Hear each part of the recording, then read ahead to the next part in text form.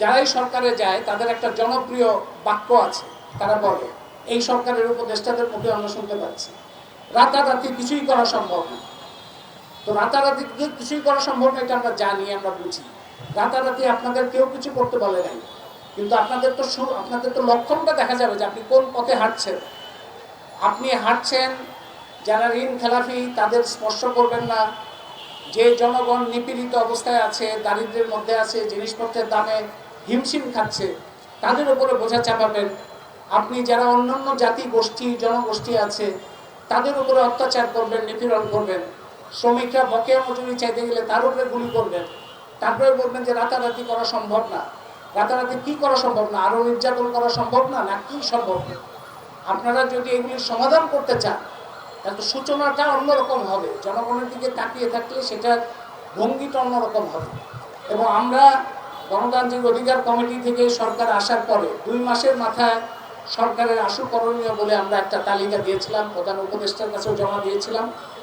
সেগুলোর নিহত আহত সহ এই যে যারা নিহত আহত হয়েছে তাদের দায়িত্ব রাষ্ট্রকে নেওয়া থেকে শুরু করে এই যে মূল্যস্ফীতি এবং বিভিন্ন জাতি গোষ্ঠীর সাংবিধানিক স্বীকৃতি, এই সমস্ত দাবিগুলি করণীয়গুলো ছিল। এবং আমরা গণতান্ত্রিক অধিকার কমিটি থেকে সরকারের এই সমস্ত কার্যক্রমে সহযোগিতা করার জন্যই ওই আশু করণীয় প্রস্তাব দিয়েছিলাম। কিন্তু আমরা দেখতে পাচ্ছি সরকার গণতান্ত্রিক প্রক্রিয়ায় কোনো সিদ্ধান্ত গ্রহণ করতে মোটেই সেই পথেই হাঁটছে না। সরকার জনগণকে না জানিয়ে ভ্যাট বসাচ্ছে এবং জনগণের মধ্যে থেকে প্রতিবাদ আসলেই তার উপরে হামলা চালাচ্ছে। এই প্রক্রিয়া চলতে পারে না। এবং আমার আগে আরেকজন বক্তা বলেছেন, যেটাও আমি মনে করি গুরুত্বপূর্ণ, যে শেখ হাসিনা সরকারের সময় ভিআইপি সংস্কৃতির একটা বিশাল ভয়ঙ্কর চেহারা তৈরি হয়েছিল। সেই ভিআইপি চেহারা আমরা দেখতে পাচ্ছি যে এই যে মোহাম্মদ ইউনূস যেখানে থাকেন তার সামনে দিয়ে, আগে তো গণভবনের সামনে দিয়ে বাস গাড়ি সব চলাচল করত। এখন মোহাম্মদ ইউনূস যে বাড়িতে থাকেন তার সামনে দিয়ে মানুষ হেঁটে যেতে পারবে না। কিংবা আমাদের একজন সহকর্মী তিনি সাইকেল দিয়ে যেতে যাচ্ছিলেন, এই সাইকেল তাকে বাধা দেওয়া হয়েছে।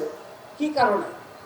তাদের নিরাপত্তা বিঘ্নিত হয় কি জনগণের জন্য? আমরা তো যতগুলো বড় আকারের ঘটনা দেখেছি বাংলাদেশে, সেগুলো তো সব সরকারের লোকজনই করে। এবং জনগণ যদি বিক্ষুব্ধ হয় তাহলে কি পরিণতি হয় সেটা তো আমরা শেখ হাসিনার কাছ থেকে দেখেছি। শেখ হাসিনার তো সিকিউরিটির অভাব ছিল না, কিন্তু জনগণ যদি বিক্ষুব্ধ হয় সেই সিকিউরিটি দিয়ে কোনো সিকিউরিটি তৈরি করা যায় না।